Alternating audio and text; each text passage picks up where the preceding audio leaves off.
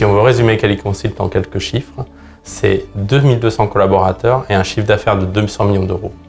Mais ce qui est le plus important pour nous, c'est que depuis 1982, nous avons gardé notre ADN. Cet ADN, c'est le sens du service et la proximité de nos clients. Par un réseau très dense d'agences, que ce soit en France ou à l'international, et par des missions qui se déclinent sur la construction, la gestion de patrimoine, son exploitation et la transaction immobilière.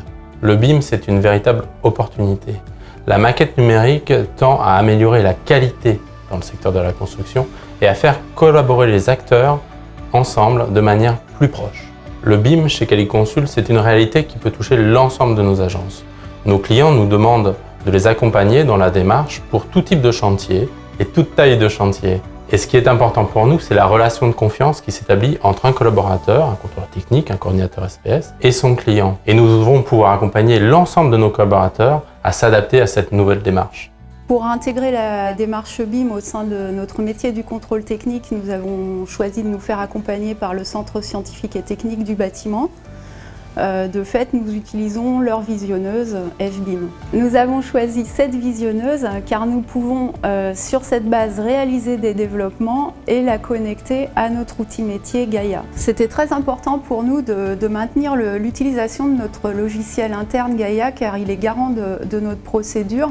Par conséquent, dans cet univers en pleine mutation dans lequel nous intégrons de nouveaux supports numériques en lieu et place de supports papier, nos ingénieurs restent malgré tout dans leur environnement. L'axe de développement que nous avons privilégié est de positionner nos avis au sein de la maquette numérique.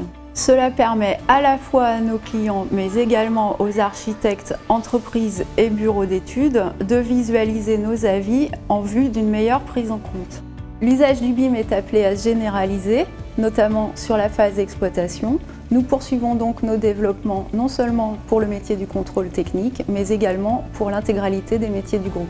C'est un plus dans le sens où ça nous permet de nous rapprocher avec la maîtrise d'ouvrage, avec les différents intervenants, comme les entreprises et la maîtrise d'œuvre, bien évidemment, dans le sens où on partage les mêmes documents, ce sont des échanges en instantané. Dès qu'on met une observation, ils y ont accès directement. Dès qu'ils mettent des nouveaux documents ou des nouveaux éléments de conception, on y a également accès directement. Et en ça, c'est vraiment un plus dans l'interaction entre les différents intervenants. Le BIM installe un mode collaboratif.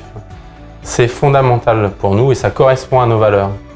Et c'est pour cela que chez nous, ce n'est pas un métier de référent ou d'expert. Au contraire, c'est une nouvelle méthodologie, une nouvelle façon de travailler que nous diffusons dans l'ensemble de notre réseau.